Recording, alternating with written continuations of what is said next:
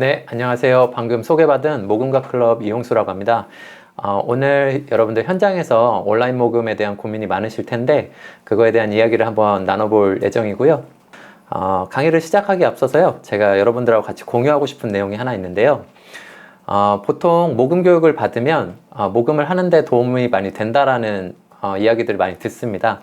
그런데 이제 모금 교육을 들었지만 오히려 모금 교육 때문에 모금이 조금 더 힘들어진 사람들도 있어서 어떤 경우에 이런 경우들이 있는지를 좀 공유해 드리고 오늘 강의를 어떻게 좀 이해하셨으면 좋을지 그 가이드를 좀 드리고 싶어서 이 페이지를 준비를 했습니다. 그 모금 교육 때문에 모금이 좀 어려워지는 경우는요, 모금을 보통은 그 어떤 절대적인 원리 원칙으로 좀 받아들이는 경우에 좀 모금이 어려워지는 경우가 있습니다.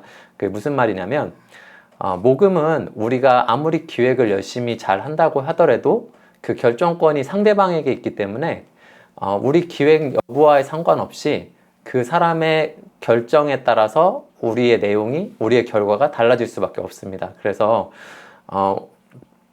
A처럼 하면 우리가 B라는 결과물을 얻어낼 수 있다라는 어떤 그런 학문적인 내용이 아니라 여러분들이 경험을 해 가시면서 그때그때 이제 필요한 내용들을 습득하는 방식으로 접근하시는 게 좋고요. 그리고 아시는 것처럼 모금은 대부분 거절의 영역입니다. 우리가 요청을 했을 때 관계 형성이 잘 되어 있다면 모금을 잘 할 수 있겠지만 대부분의 요청에는 거절이 대부분 따라오거든요. 그래서 너무 성공하려고 하는 마음으로 모금을 접근하시면 아마 모금이 굉장히 어려워질 수도 있어요. 그리고 마지막으로 모금 교육을 받고 조직에 들어갔을 때 조직원들이 이렇게 나를 바라봐 주는 경우들이 보통 있습니다. 네가 모금 교육 배웠으니까 이제 모금 한번 열심히 해봐 라고 얘기를 하는 경우가 있는데, 보통 모금은 그 조직을 모으는 내용이라고 보시는 게 좋습니다. 그래서 실무자 한 명이 누군가를 모아낼 수 있는 게 아니라 우리 조직의 네트워크를 봤을 때 우리 관장님하고 관계가 좋은 사람들은 관장님이 하시는 거고, MBTI 교육하셨던 담당자가 할 수 있는 사람들은 그 교육에 참여하신 분들에게는 그분이 요청하는 게 맞고, 이런 식으로 약간 조직적인 활동이기 때문에요.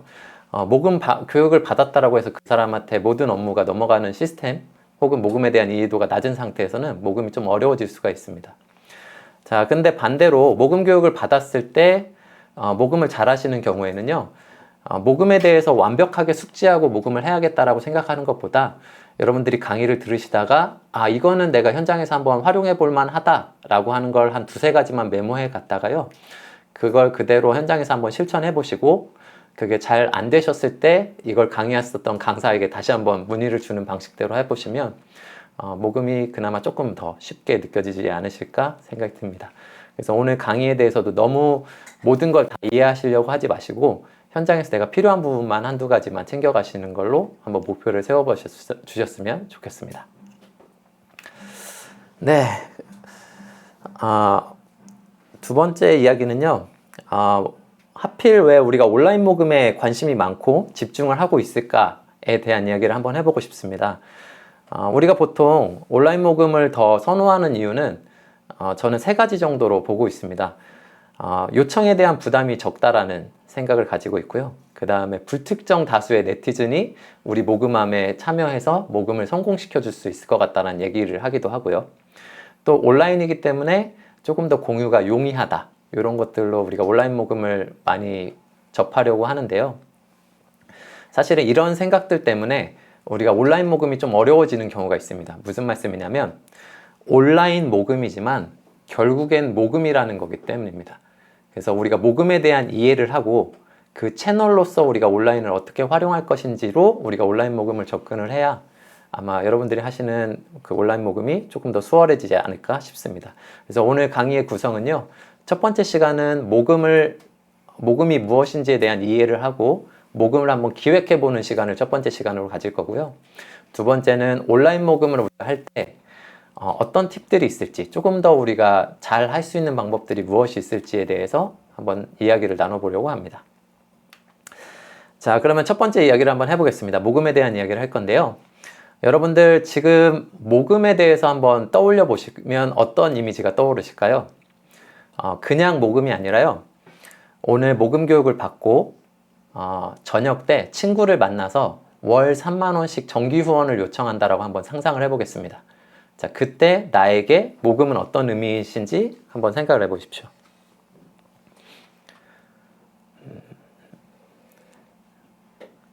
자, 제가 강의 때마다 이 질문을 첫 질문으로 던지는데요.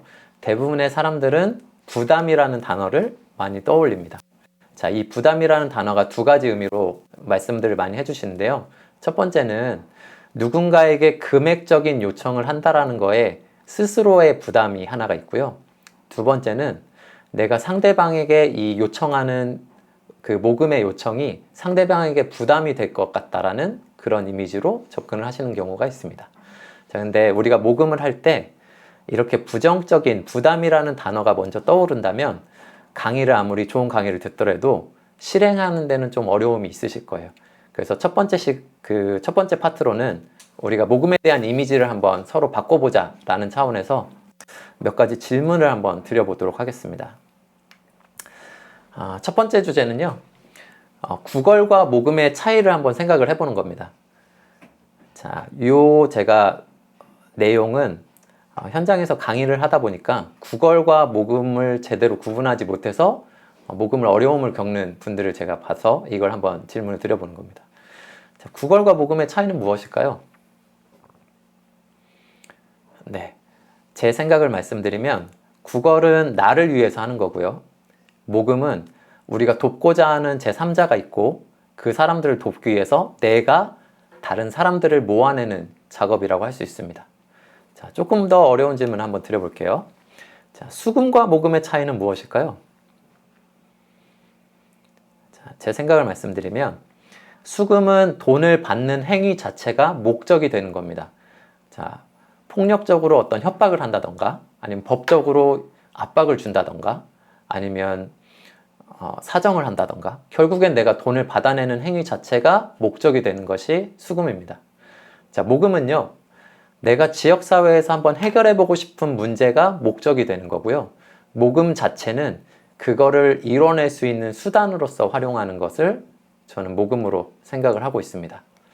자, 근데 여러분들이 요청받으셨던 모금이나 아니면 지금 하고 있는 모금들을 한번 떠올려 보시면 아마 모금이라고 떠올려지는 그런 것들이 많지 않으실 거예요. 대부분 수금과 비슷하거나 구걸과 비슷한 모금을 하고 있다라는 생각이 아마 드실 겁니다. 자, 그래서 제가 사례를 하나 말씀을 드리려고 하는데요.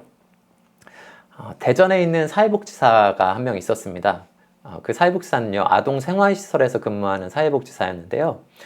아침에 아이들을 복지관 차로 태워서 학교에 데려다 줬는데 아이들이 차에서 내리면서 그 사회복지사에게 이렇게 얘기했습니다. 선생님, 이따가 학교 시간에 저희 데리러 오실 때는 여기 정문 말고 저희 문방구 옆에 있는 그 뒷골목에 좀 차를 세우고 기다려 주실 수 있나요? 라고 사회복지사에게 요청을 했대요. 자, 아이들이 어떤 마음으로 그런 요청을 했을까요? 아마 복지관 이름이 새겨진 차에서 타고 내리는 게 조금 창피했었던 모양이에요. 자, 그 얘기를 들은 사회복지사가 좀 고민이 생겼습니다. 무슨 얘기냐면 이 차를 지원받은 지 10년이 넘어서 또 프로포저를 쓰고 있었는데요. 프로포저를 잘 받아서 차를 또 받게 된다면 그 차에도 복지관 이름을 새겨야 하는 상황이었어요. 그래서 이 사회복지사가 고민을 하다가 같은 사회복지대학원을 다니는 지인들을 만나서 고민을 나누기 시작했습니다. 아침에 이런 일이 있었는데 내가 어떻게 해야 좋을지 명확한 답이 떠오르지 않는다. 혹시 좋은 아이디어 있으면 공유 좀 해달라는 얘기들을 했습니다. 한 달 정도 이 정도 고민을 나누고요. 고민을 하다가 내린 결론이 모금을 한번 해봐야겠다는 결론을 내렸습니다. 그래서 그동안 고민을 나눴던 사람들을 다시 찾아가서요. 지난번에 내가 얘기했었던 그 이야기 있지? 그거 내가 차를 사기 위해서 모금을 좀 시작했는데 10만 원만 후원해 줄 수 있을까? 이런 식으로 사람들을 다시 만나러 다니기 시작했어요. 자, 결론은 어떻게 됐냐면 3개월 동안 약 2천만 원 이상의 돈이 모금이 됐고요. 그 돈으로 차를 샀고 그 차에다가는 복지관 이름을 새기지 않고 아이들과 어떤 이동을 할 때는 그 차를 이용하고 있다고 합니다. 자, 근데 여러분들 한번 생각을 해볼게요. 이 주제를 가지고 2명의 사회복사가 찾아온다고 한번 생각해 보겠습니다. 첫 번째 사회복사는요, 이렇게 요청하는 거예요. 아침에 아이들하고 이런 일이 있었는데, 야, 혹시 후원 좀 해줄 수 있어? 라고 바로 요청을 하는 거죠. 자, 두 번째는요, 방금 제가 말씀드린 사회복사처럼, 야, 아침에 이런 일이 있었는데 어떻게 하면 좋을까? 라고 충분한 시간 동안 고민을 나누고 다닌 후에 한 달쯤 지나서, 아, 지난번 얘기했었던 주제로 내가 모금을 한번 해보려고 하는데 10만 원만 후원해 줄 수 있어? 라고 요청을 했을 때, 자, 여러분들이 받아들이시기에 어떤 요청이 훨씬 더 마음이 편안한 요청인가요? 제가 느낄 때는 2번이 훨씬 더 편안한 요청으로 느껴집니다. 자, 왜 그러냐면요, 1번은 어떤 사례를 얘기하고 바로 요청을 했을 때 그 사례 자체가 내가 하려고 하는 모금이라는 목적을 위해서 수단처럼 사용됐을 것 같다라는 느낌이 저는 조금 와 닿았어요. 자, 두 번째 요청은요, 고민을 먼저 나눴기 때문에 이 사람이 해결하려고 하는 문제의식 자체가 목적으로 다가가고요. 그 다음에 그 모금이 10만 원씩 후원하는 그 후원이 수단처럼 느껴지는 거죠. 자, 그래서 여러분들이 모금이라는 걸 제일 처음 하셨을 때 돈을 모은다라고 먼저 생각하시는 경우가 많은데요. 그것보다도 좀 더 가벼운 단계에서 내가 지역사회에서 한번 해보고 싶은 문제가 무엇인지를 한번 찾아보시고, 그 다음에 그 고민들을 주변 사람들하고 먼저 이야기를 나누는 과정이 모금의 시작이라고 보시는 게 저는 맞다라고 생각을 합니다. 자, 그래서 제가 방금 말씀드린 내용을 아주 잘 표현한 표현이 있어서 제가 가져왔는데요. 지금 화면에 보이시는 것처럼 어린 왕자를 쓴 생텍쥐베리가 한 말인데요. 당신이 만약에 배를 만들고 싶다면 사람들에게 목재를 가져오게 하고 일을 지시하고 일감을 나눠주지 마라. 그 대신 그들에게 저 넓고 끝없는 바다에 대한 동경심을 키워주어라. 이런 얘기를 했거든요.